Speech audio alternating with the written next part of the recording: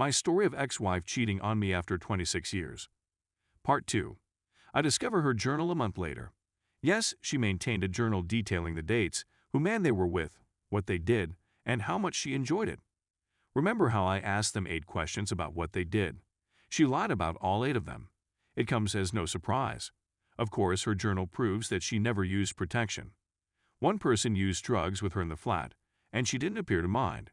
She was drinking at night after I went to bed, despite the fact that neither of us drank. She was obsessed with documenting where each man used to come on her. According to one post, one of the men was larger than she was accustomed to, and his absolutely pleased her. He'd make her climax, then wait for her to calm down before starting all over again. That destroyed my heart. She is just concerned about her 26th year. When I blew out over it all, she of course stated I was more angry about it than about helping her get through it. I discovered she took a pregnancy test, and she claims she did so to check she wasn't pregnant. This was roughly 2 weeks before I discovered the truth. We were never able to have children, therefore the pregnancy test was quite painful for me. To be honest, I'm still unhappy about it. She writes how she wants to the person who stole the money so desperately, just one more time, 2 weeks after I was in the hospital for my suicide attempt. She can't take her mind off him. But to me, she's saying sorry, it's over, she loves me, she wants our marriage, and she's glad I didn't leave. Now, I realize she didn't respect me because she believed I would never leave her and that she could do anything she wanted and I would always remain. She was probably correct as well. However, the best is yet to come. She suggests we need a trial separation in late March 2021. I agree to spend 2-3 months at my brother's place in another state, which is 8 hours distant. The day of my relocation arrives, and I am unable to go. I just cannot. I unload the truck. She completely loses it over me, enraged that I am not going. She smashed potted plants into the ground, broke everything in her path, photos, faces. She basically trashed our living room. She has me pinned to the ground and is smashing her fists into my chest. To be honest, it was kind of humorous, but it also stung. I eventually pull her off of me. I can see now that she was furious that I was staying and that I was going to interfere with her plans to cheat again, but I still believe she has stopped cheating and wants to be with me. She relaxes and says she'll be seeing her sister for a few hours. I really drove past an AP2's residence since I suspected she was there. However, I don't see her automobile. Everything seems to be okay the following day, Sunday. She suggests that you at least pay a visit to your brother for a few days and that this may be all that we need. I concur. The day before I leave, she starts but abruptly ends it. She has a suspicious expression on her face, but I don't really think much.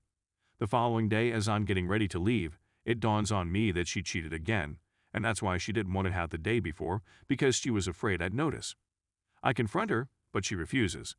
But thinking back, she must have cheated at some point the prior Saturday, when we battled about my not wanting to split, or the following day, Sunday, so I'm leaving on Tuesday. Wednesday is my birthday.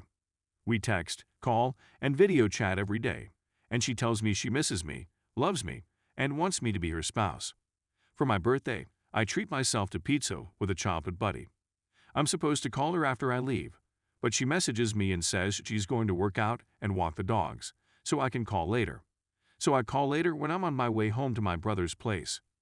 We chat, and I tell her how my buddy said to me and how I'd rather focus on our marriage since I don't want anybody else. She asks whether I'm ready to put everything behind me. Yes, I say. When I get home on Saturday, I check her email for some reason. She erased the email from her inbox, trash, and other folders, but I checked the critical folder. At 7:37 p.m. on my birthday, she switches off her locate my iPhone and has with the person who took the money. This is when she texted me, saying she had things to do and that I may call later. My second D-Day has arrived. I text her, she's at work, and ask her how she can cheat on me on my birthday, and she replies we'll discuss when she gets home.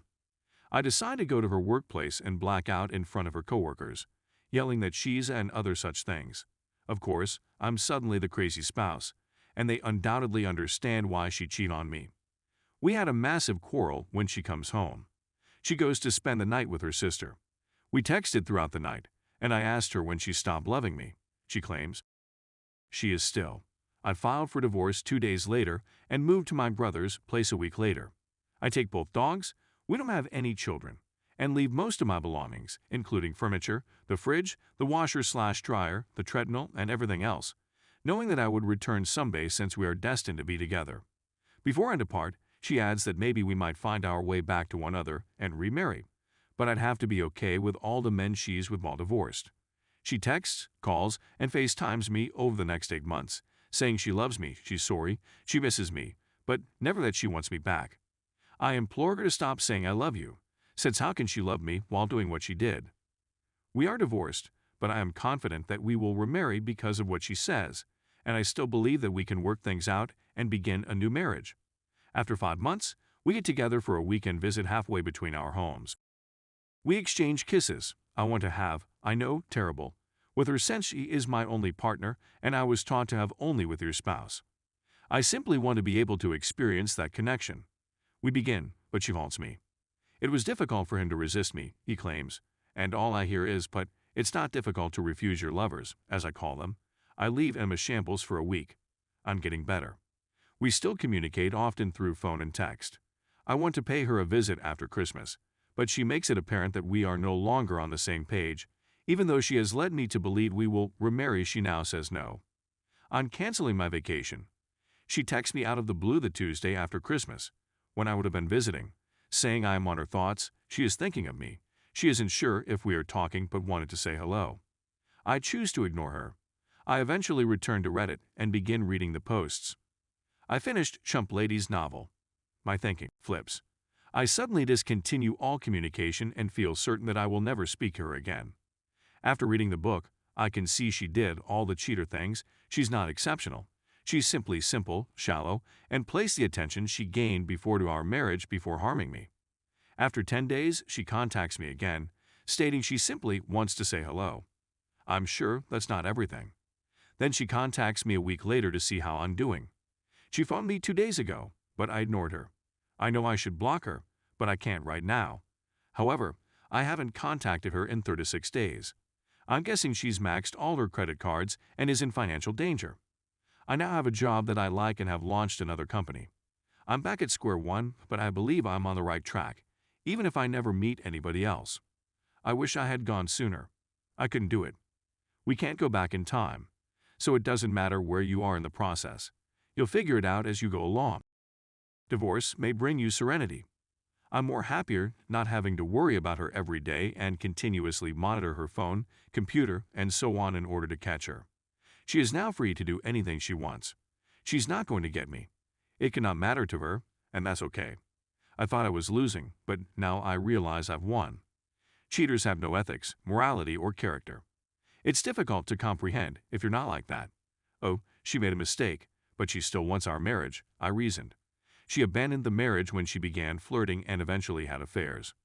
I assumed we were on the same team, which is why I remained and waited for her to wake up and realize I'm exactly what she desires.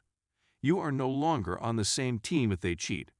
That is difficult to swallow, but that is the truth. I'm curious whether she's ever cheated on me in our 26 years together. We worked from home for a long time, so she spent a lot of time with me, and I'm not sure how she would have met someone. I suppose that will remain a mystery, and I don't really care. What I've learned is to pay attention to their behavior rather than what they say. She love-bombed me, and I was stupid enough to believe it, as she continued to do things behind my back. She believes I stayed for so long because she is exceptional. But the fact is that I am faithful, too loyal, obviously. And it is my devotion that has kept me going, not her specialness. She isn't. She's garbage. I probably left out about half of the facts since happily, I'm gradually forgetting them. The most difficult aspect was accepting that the most significant person in your life for the last 26 years was someone you didn't even know. Edit. Several people have remarked on how she wanted me to go down on her after having with other people several times. The best I could make out was that she had mentioned in high school that she was never sought after by guys, forgetting that I met her in high school, and I suppose she loved the fact that males clearly wanted her so desperately now.